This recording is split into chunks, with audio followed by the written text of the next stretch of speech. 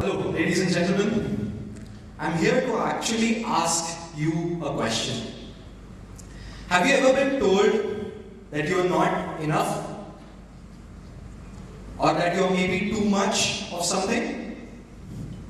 Too restless, too ambitious, too rebellious. I've seen that happen with so many people. And these traits are often labeled as flaws. But what if they are your biggest superpowers? I'm Thakur, I'm an entrepreneur and a facilitator, and I'm here to share a few insights that I've had through my work today here at TEDxYouth EuroSchoolKharadi.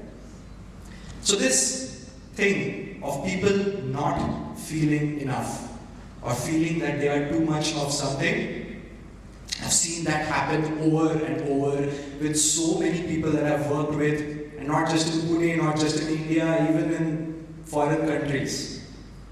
It's much more rampant than you think. Actually, I have felt that too. As a student, I was very rebellious. I was the one with the ziddi dil.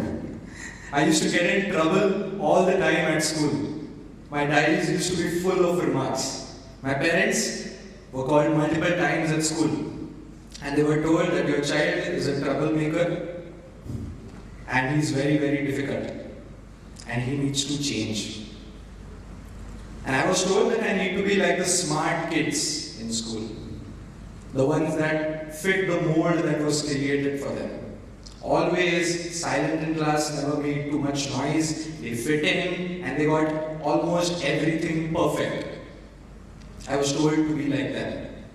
And yeah, of course, I wanted to be accepted by the people around me, so I tried to be like all these people.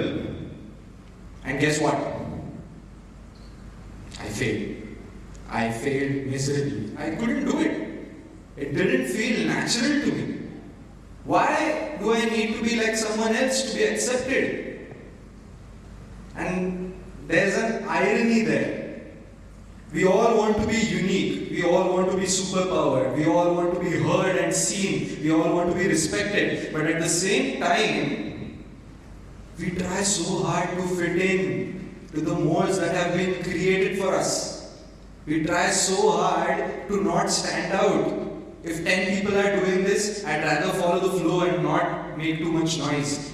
We try to do these things at the same time, and it creates so much conflict within. The rebellious energy that I had, and I was trying to suppress so hard, it didn't go away even after suppressing it. It was still there, deep, deep inside. And it just manifested as self-doubt and frustration. I used to be angry all the time. It felt like I was living somebody else's life. It was frustrating. And then I decided that something needs to change. I did a bit of self-reflection. And I asked myself, why are people calling this a flaw? Why is this rebellious energy is being called a flaw? Because firstly, it meant that I was smart enough to form my own opinions about things. I was not blindly following what everyone else is doing. Secondly, it also meant that I had the confidence to express myself, even if I held a different opinion than others. And thirdly, I had the courage to take action for what I believed in. All these three are great things.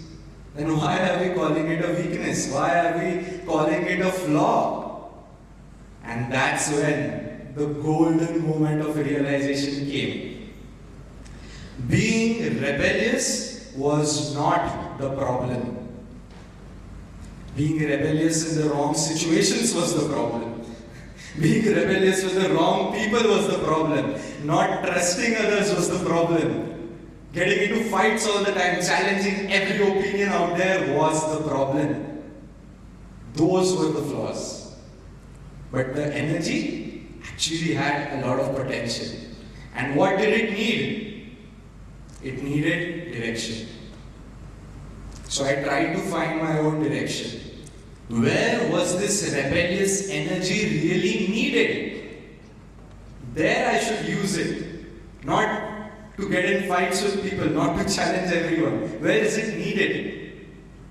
Instead of fighting against everything, what if I fought for something? And remember the leadership programs that they talked about? I facilitate leadership development programs.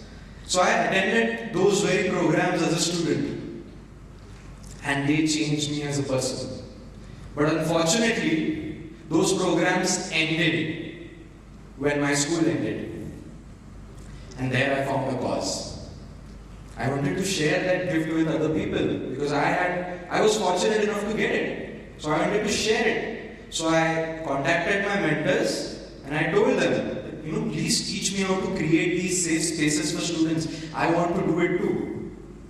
And they were generous enough to teach me that. And I entered that field of facilitation at the age of 16. And you know what the age of all the other facilitators in my field was? At least 40, 50, 60, even 70. And I was here at 16 years old.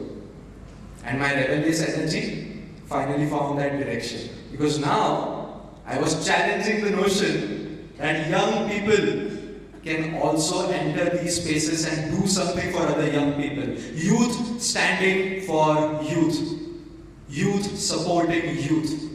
I was a rebel with a cause now. And this isn't just about the rebellious energy. I'm not here to talk about myself actually. That's the last thing that I want to do. I'm here to tell you that your biggest flaws or your biggest weaknesses can actually become your biggest superpowers.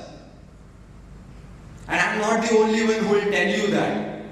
There are so many people who have done it. I think someone spoke about Thomas Edison right now.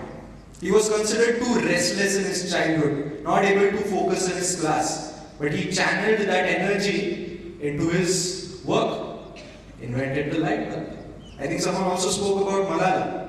She was considered too sensitive, but she had the gift of understanding people. She channeled it into her work. She's now a global icon who's making change every day. And I think someone spoke about Steve Jobs also.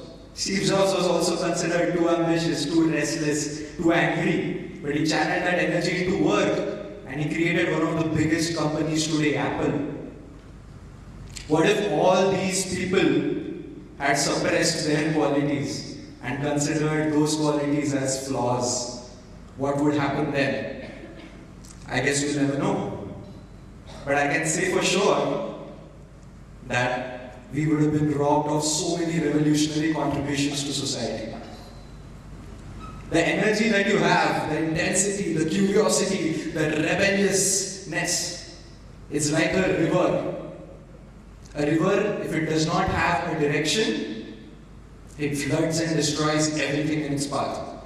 But when given direction, it generates power. So, all these people gave direction, channeled their energy, channeled their river, and it became their leverage. Because these things made them unique. They harnessed that power and leveraged it for themselves, and that's what differentiated them from the rest of the world. So even you can do that. People will share so many superpowers here today. We've got 16 speakers. They'll share 16 and maybe 30 superpowers with you. But maybe you can't do every one of them. You have to find out which one is true for you. That you can implement in your life. So I would actually invite you to ask yourself 3 questions. The first one is, what is it that you are hiding inside you, that you are trying to suppress?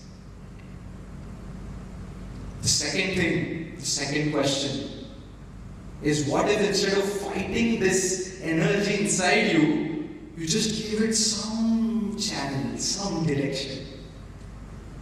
And the third question, the golden one here, is what if you leverage that and you made it your biggest superpower? Ask yourself these 3 questions. Because the superpower that you've been trying to find all around is actually within. You have to look within. There you will find it, and maybe it's hidden in the deepest, darkest parts of your personality, but it is there.